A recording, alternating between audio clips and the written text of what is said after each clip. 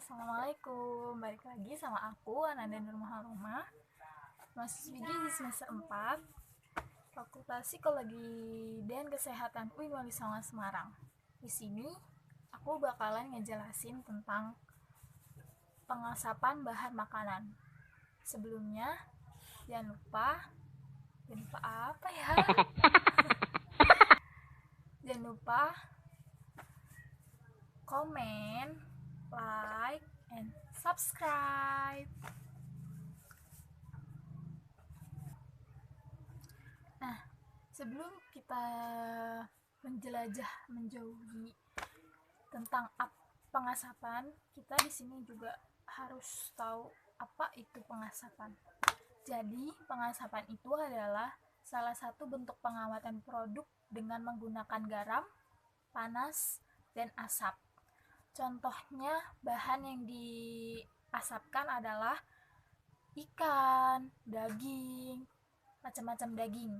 Dan pengasapan ini bertujuan untuk membunuh bakteri, merusak aktivitas enzim, mengurangi kadar air, dan menyerap berbagai senyawa kimia yang berasal dari asap. Nah, kenapa sih produk-produk bahan makanan yang diasapkan itu awet? Kenapa? Hayo. Nah, alasannya karena panas dari pembakaran kayu dapat menghambat mikroorganisme yang tumbuh di bahan makanan itu.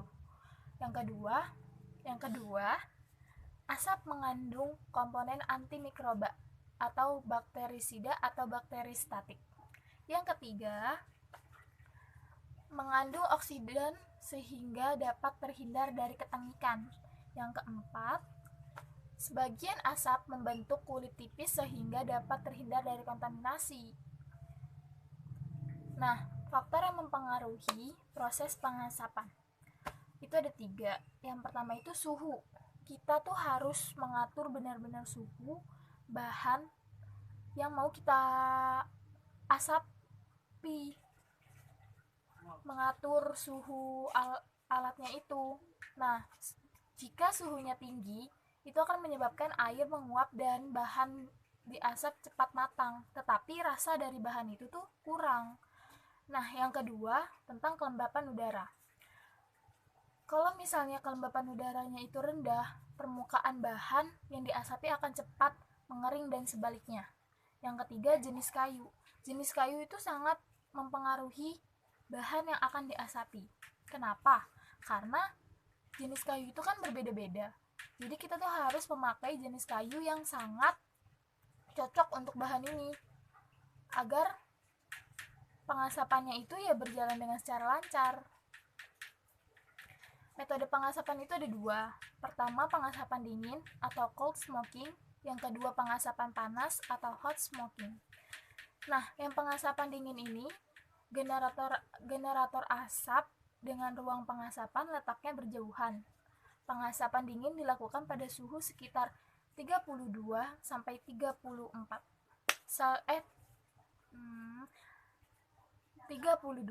sampai 43 derajat Celcius. Dan waktunya cukup lebih lama sehingga bahan yang diasapi menjadi kering. Hasil pengasapan dingin dengan cara yang diasapi menjadi kering. Hasil pengasapan dingin dengan cara lambat zat airnya diserap asap sedikit demi sedikit. Tetapi karena lamanya pengasapan yang berlipat ganda lamanya, bahan pangan menjadi lebih gempal, mengeras, dan lebih tahan lama. Jadi, kalau misalnya kalian menggunakan pengasapan secara dingin atau cold smoking, bahannya akan lebih tahan lama. Nah, yang kedua, pengasapan panas atau hot smoking. Nah, pengasapan panas ini, generator asap dan ruang pengasapan letaknya berdekatan dengan suhu sekitar 65 sampai 80 derajat Celcius. Hasil pengasapan panas ini prosesnya jauh lebih cepat, tetapi tidak begitu menjamin ketahanannya untuk disimpan lama.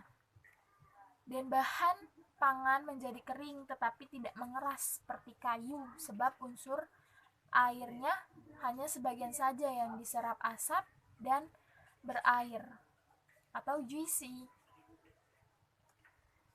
Nah, tahap-tahap proses pengasapan itu ada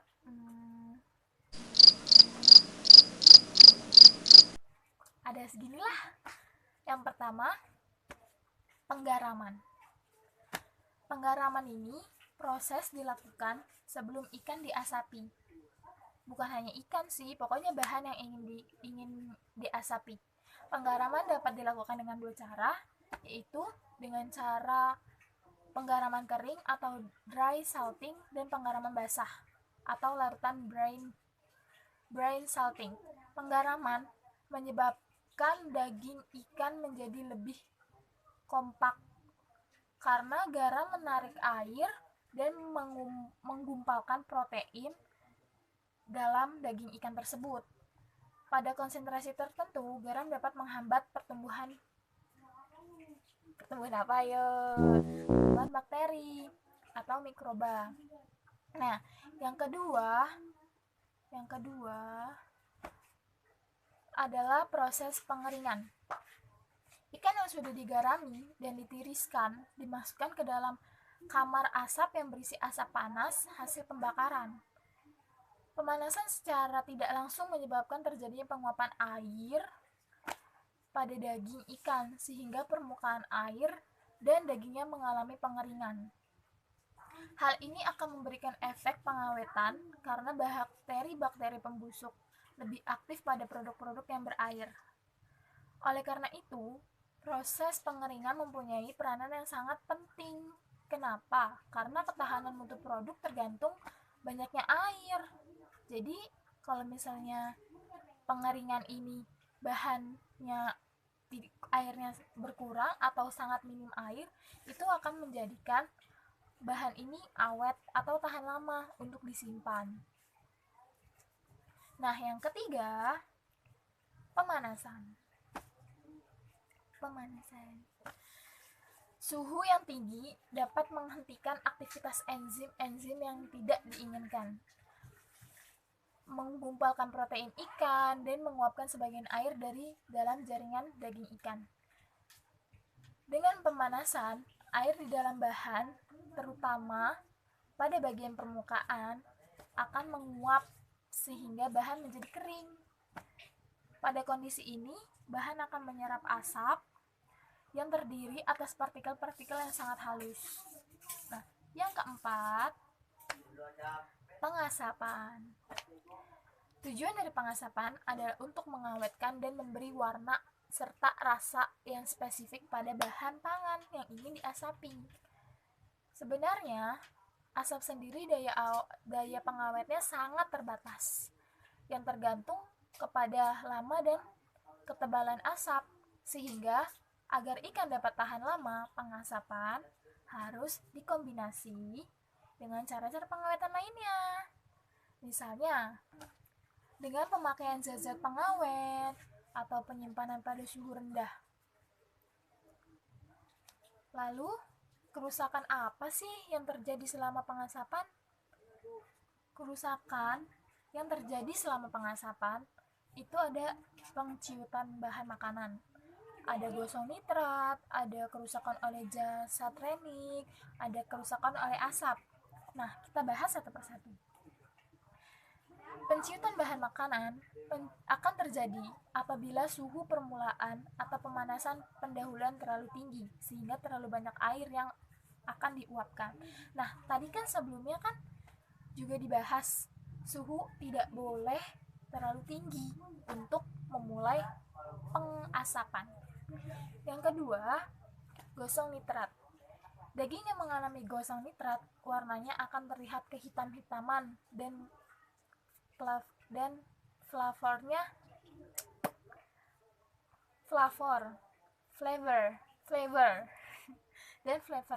akan berubah rasa dari bahan tersebut. Nah, yang ketiga, kerusakan oleh gas satrenik. Kapang merupakan penyebab utama kerusakan pada ikan laut yang akan diasapi.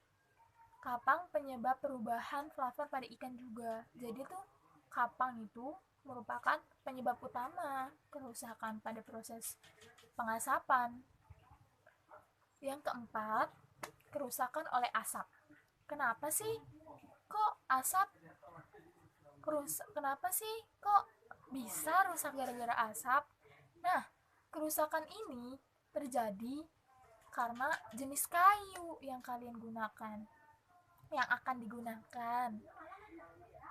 Jenis kayu ini kan tadi kan sangat, yang tadi dijelaskan loh, jenis kayu ini kan sangat berpengaruh pada proses pengasapan tersebut. Jika kayunya cocok, ya pengasapan akan berjalan dengan lancar seperti jalan tol. Nah, apabila kayu yang digunakan untuk pengasapan mengandung senyawa tertentu yang menyebabkan perubahannya flavor pada bahan makanan yang diasapi. Jadi tuh kita kalau mau mengasapi, bukan kita sih, ya pokoknya kalau misalnya ada yang ingin melakukan proses pengasapan ini, diperhatikan lagi jenis kayunya agar tidak mengubah rasa dari bahan yang mau kita asapi tersebut. Lalu, prinsip pengasapan. Prinsip pengasapan ini, pada tahap pengasapan, kecepatan penguapan air tergantung pada kapasitas pengeringan udara dan kecepatan pengaliran asap. Pada tahap kedua, di mana permukaan ikan sudah agak kering, suhu ikan akan mendekati suhu udara dan asap. Kecepatan pengeringan akan menjadi lambat karena air harus merembes dahulu dari lapisan dalam daging ikan. Bila pengeringan mula-mula dilakukan pada suhu yang terlalu tinggi dan terlalu cepat, maka permukaan ikan akan menjadi mengeras dan akan menghambat penguapan air selanjutnya dari lapisan dalam, sehingga memungkinkan ikan bagian dalam tidak mengalami efek pengeringan. Jadi hanya luarnya saja yang mengalami pengeringan. Oke, cukup sekian dan terima kasih. Hanya itu yang bisa saya jelaskan. Jika ingin ada yang bertanya, silakan. Kurang lebihnya mohon maaf. Wassalamualaikum warahmatullahi wabarakatuh.